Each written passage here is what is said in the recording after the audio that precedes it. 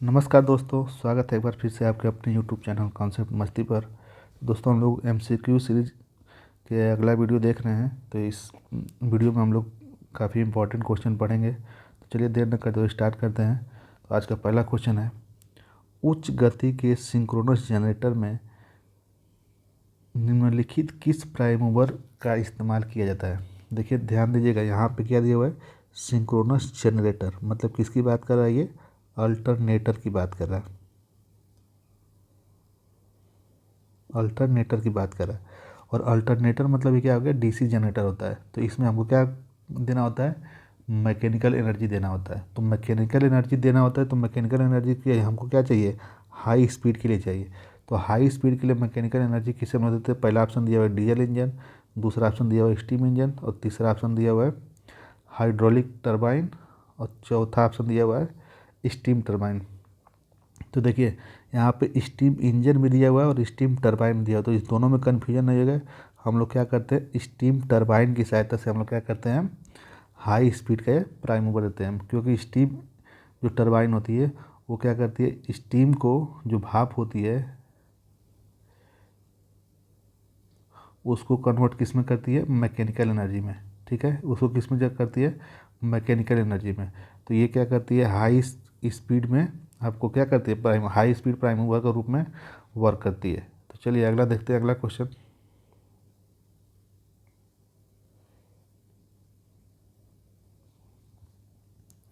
अगला दिया हुआ है, अल्टरनेटर उस समय अधिकतम शक्ति प्रदान करता है जब भार कोण या लोड एंगल होता है। तो देखिए शक्ति इक्वल टू होता है अल्टरनेटर में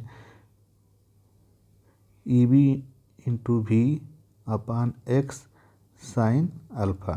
और यही अल्फ़ा जो है वही क्या है, लोड एंगल है। ठीक है, अल्फ़ा क्या है, लोड एंगल है। तो ये बोल रहा है कि पावर अधिकतम होगा कब, जब लोड एंगल कितना होगा। तो देखिए ये लोड एंगल का, ये पावर को मैक्सिमम चाहिए। तो यहाँ पर लोड एंगल जो है अल्फ़ा का मान क्या होना चाहिए, कितना होना चाहिए। तो देखिए अगर हमको P मैक्सिमम चाहिए तो हमको साइन अल्फ़ा का मान भी क्या चाहिए, मैक्सिमम चाहिए। और साइन अल्फ़ा का मान कितना होता है, मैक्सिमम। साइन अल्फ़ा का मान होता है मैक्सिमम 1 होता है। तो यहाँ से हम अगर निकालेंगे तो अब 1 किसका मान होता है, साइन 90 का। तो साइन से साइन कैंसिल, अल्फ़ा का मान कितना आ जाएगा, 90। तो जब अल्फ़ा का मान 90 डिग्री रखेंगे तो हमारा पावर क्या मिलेगा, मैक्सिमम मिलेगा। तो इसीलिए हम लोग क्या करते हैं, लोड एंगल कितना होना चाहिए, 90 डिग्री होना चाहिए। तो यहाँ पर राइट आंसर हो जाएगा 90 डिग्री, आपका सी राइट आंसर हो जाएगा। चलिए अगला क्वेश्चन देखते हैं। किसी सिंक्रोनस जनरेटर में पांचवा हार्मोनिक्स वोल्टेज हटाने के लिए कॉइल में कितनी डिग्री का शार्ट पिच होना चाहिए। तो देखिए बोल रहा है कि पांचवा हार्मोनिक्स हटाना है। तो हमको जो एंगल निकालते हैं, शार्ट पिच एंगल जो बोला जाता है उसको हम लोग थीटा से बोलते हैं।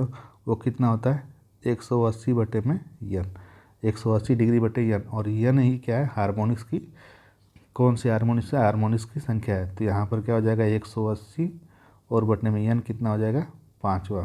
तो यहाँ पर कितना आ जाएगा, 5 3 15 और 5 6 30। तो यहाँ पर आपका आंसर कितना हो जाएगा, 36 डिग्री। तो यहाँ पर आपका राइट आंसर हो जाएगा 36 डिग्री। ऑप्शन नंबर सी हो जाएगा राइट आंसर। चलिए अगला देखते हैं। क्या होता है जब एक अल्टरनेटर को अति उत्तेजित किया जाता है। इसका ध्यान दीजिएगा, यहाँ पर अति उत्तेजित का बोला है, मतलब ओवर एक्साइटेड बोला है। और किसके लिए बोला है, अल्टरनेटर के लिए होता है। तो देखिए यहाँ पर अल्टरनेटर हो गया और यहाँ पर सिंक्रोनस मोटर हो गया। दोनों का साथ साथ अगर देखेंगे तो आपको अच्छे अच्छे से याद हो जाएगा। तो यहाँ पर 3 कंडीशन आती है। पहला आती है ओवर एक्साइटेशन, दूसरा होता है, पहला को नॉर्मल कर लीजिए, पहला नॉर्मल एक्साइटेशन, दूसरा होता है ओवर एक्साइटेशन, और तीसरा होता है अंडर एक्साइटेशन। तो ये तीनों कंडीशन में क्या होता है, इन अल्टरनेटर और सिंक्रोनस मोटर का अलग अलग व्यवहार होता है। तो नॉर्मल कंडीशन में क्या होता है, ये दोनों यूनिटी पावर फैक्टर पे काम करते हैं। किस पे, इन लोगों का पावर फैक्टर क्या होता है, यूनिटी पावर फैक्टर। ये भी और ये भी होता है यूनिटी पावर फैक्टर। ठीक है, यूनिटी पावर फैक्टर का मतलब क्या हो गया, ये दोनों क्या होते हैं, सेम फेज में होंगे, धारा और वोल्टेज उसमें क्या होगी, सेम फेज में होगी। अगर ओवर एक्साइटेशन होता है, एक्साइटेशन क्या होता है, ओवर होता है, तो अल्टरनेटर क्या करता है, इसमें लैगिंग पावर फैक्टर पे काम करता है। किस पे, लैगिंग। और सिंक्रोनस मोटर क्या करता है, लीडिंग पावर फैक्टर पे काम करता है। दोनों को याद करते हुए चलेगा, वो उस ओवर में क्या होता है, सिंक्रोनस मोटर लीडिंग और अल्टरनेटर लैगिंग पावर फैक्टर पे। तो लैगिंग का मतलब होता है इंडक्टिव लोड की बात ही, और सिंक्रोनस मोटर लीडिंग तो मतलब कैपेसिटी लोड की बात ही। और अगला कंडीशन है अंडर अंडर एक्साइटेशन, तो ये इसका उल्टा हो जाएगा, इसमें ये अल्टरनेटर हो जाएगा लीडिंग और यहाँ पर सिंक्रोनस मोटर हो जाएगा लैगिंग। किसमें, अंडर एक्साइटेशन कंडीशन में। तो यही होता है आपका, क्या होता है, अल्टरनेटर और सिंक्रोनस मोटर का एक्साइटेशन। तो यहाँ पर पूछ रहा है कि अल्टरनेटर को अति उत्तेजित किया जाता है, मतलब ओवर एक्साइटेशन किया जाता है। तो अल्टरनेटर की बात करें तो यहाँ पर ये वाला ऑप्शन हो जाएगा सही, कौन सा, लैगिंग, लैगिंग पावर फैक्टर पे काम करेगा। तो यहाँ पर आपका ऑप्शन नंबर कौन सा हो जाएगा, ऑप्शन नंबर सी हो जाएगा राइट आंसर। चलिए अगला क्वेश्चन देखते हैं।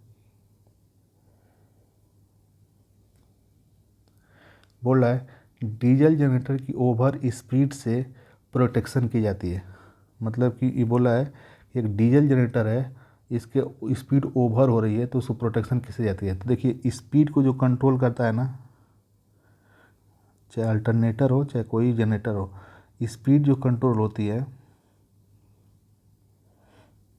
वो किससे होती है, वो गवर्नर के द्वारा होती है। गवर्नर ही क्या करता है, स्पीड कंट्रोल करता है। तो यहाँ पर आपका आंसर कौन सा हो जाएगा, आंसर नंबर हो जाएगा पी हो जाएगा राइट आंसर। गवर्नर के द्वारा क्या होती है, डीजल जनरेटर हो चाहे अल्टरनेटर हो, उसकी स्पीड को क्या करते हैं, कंट्रोल करते हैं। तो यहाँ पर आपका ऑप्शन कौन सा हो जाएगा, ऑप्शन नंबर बी। ये कभी कभी पूछता है कि गवर्नर क्या करता है, तो गवर्नर क्या करता है, अल्टरनेटर की स्पीड को कंट्रोल करता है, या बोल सकते हैं टरबाइन की स्पीड को भी क्या करता है, कंट्रोल करता है। चलिए अगला क्वेश्चन देखते हैं। बोल रहा है कि 100 वाट 230 वोल्ट की समान रेटिंग वाले दो लैंप को जब 230 वोल्ट की सप्लाई से श्रेणी में जुड़ा जाता है तो अब इसकी खपत क्या होगी। देखिए इसको दो तरीके से हम बता रहे हैं, आपको जो समझ में आए वो करिए, लेकिन अगर इस टाइप का क्वेश्चन आता है तो आप इसको ट्रिक से भी कर सकते हैं। तो देखिए यहाँ पर दिया हुआ है दो लैंप है, एक लैंप ये हो गया और एक लैंप क्या हो गया, ये हो गया। दोनों को श्रेणी में जोड़ा हुआ है और सप्लाई कितना दे रहा है, 230 वोल्ट। ठीक है, इनकी रेटिंग है 100 वोल्ट, 100 वाट, 230 वोल्ट। ये भी कितना है, 100 वाट और 230 वोल्ट।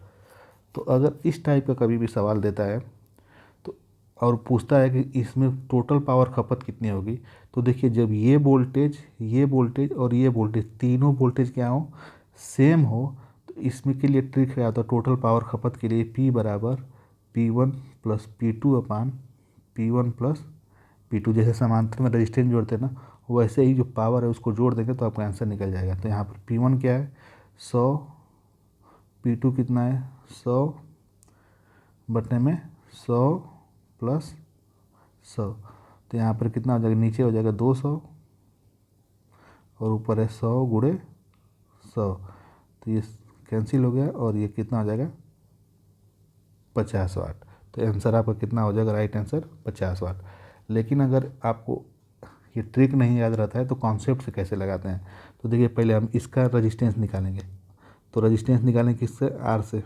आर इक्वल टू क्या होता है, V square by P. V का मान कितना है यहाँ पे 230 गुणे 230 बटे में कितना हो जाएगा 100। तो यहाँ पर 100 से 100 कैंसिल, ये हो जाएगा 23 इंटू 23। ठीक है, रजिस्टेंस हो गया और दोनों सेम है तो इसका रजिस्टेंस भी यही हो जाएगा।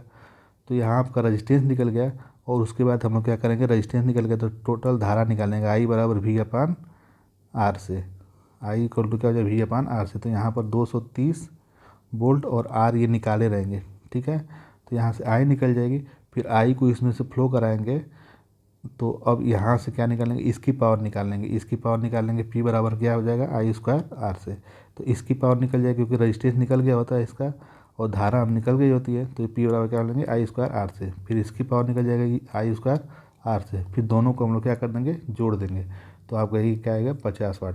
तो इसको एक बार करिएगा, नहीं आता तो कमेंट बॉक्स में करिएगा, कमेंट करिएगा, हम इसको बता देंगे, बस कैलकुलेशन करना है। फिर उससे एक बार बता देते हैं, पहले इसका रेजिस्टेंस निकाल लीजिएगा,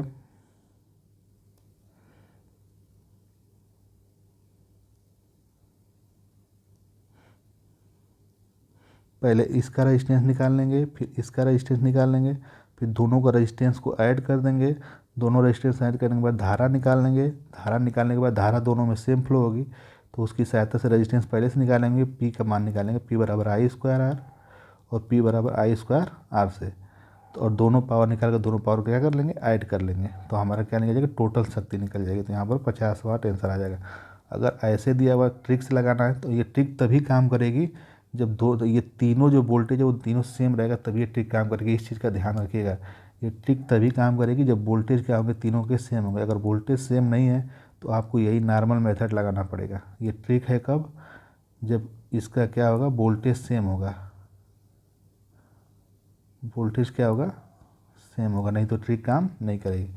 चलिए अगला क्वेश्चन देखते हैं।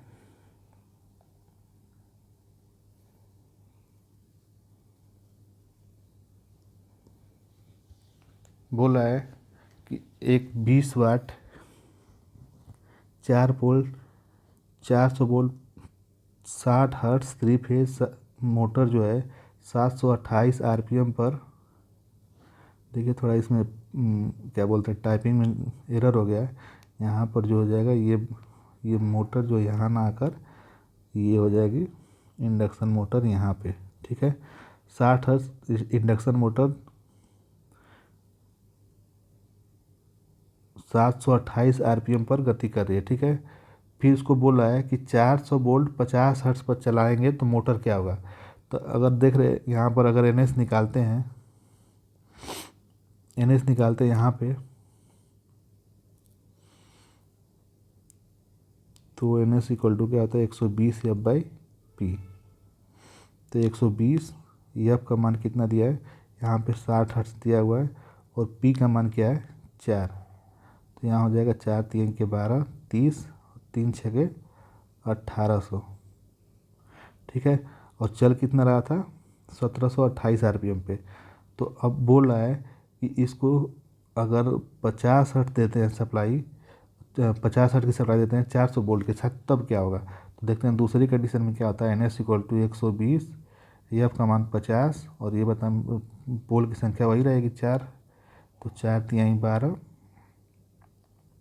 30 और 5 1500।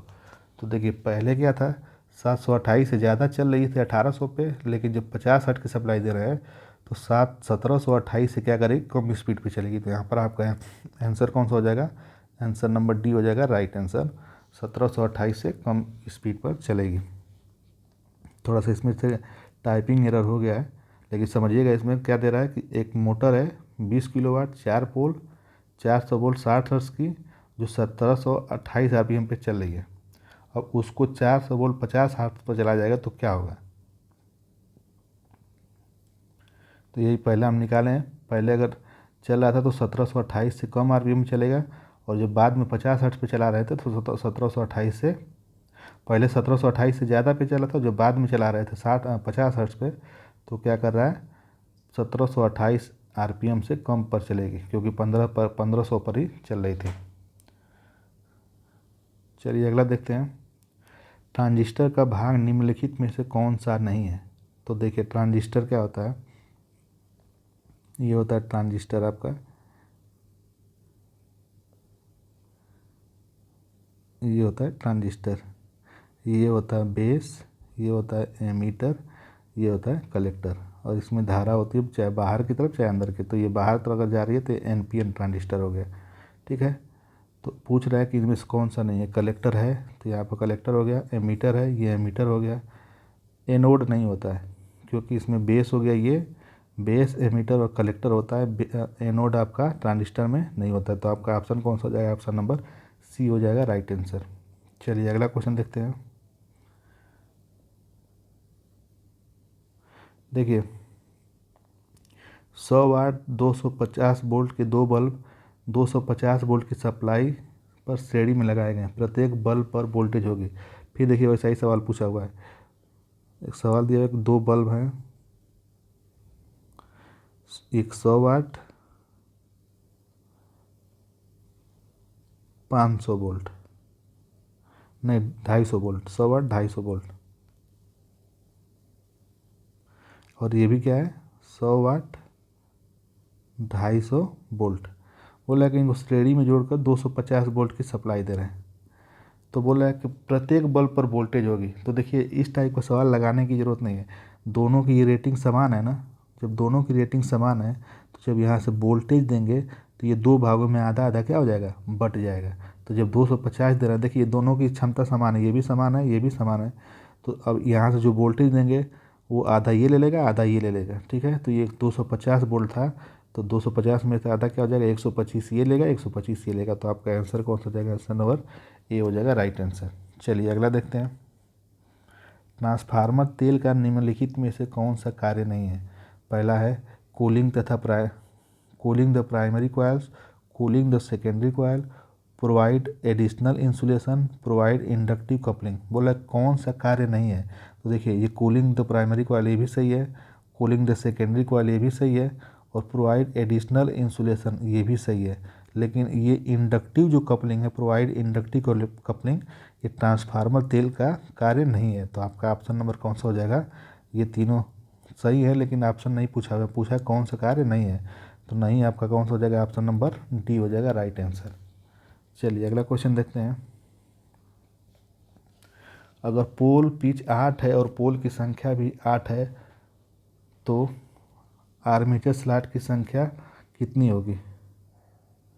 बोल रहा है कि पोल पिच 8 है और पोल की संख्या भी 8 है तो आर्मेचर स्लॉट की संख्या कितनी होगी। तो देखिए पोल पिच इक्वलिटी होता है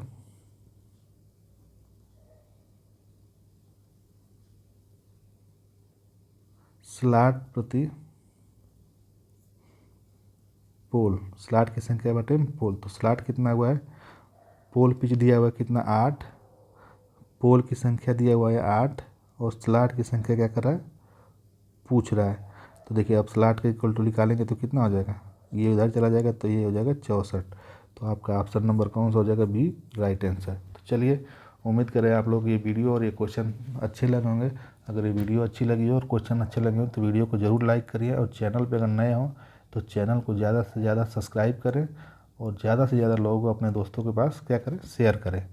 चलिए मिलते हैं इससे अगली वीडियो में, तब तक के लिए जय हिंद, वंदे मातरम।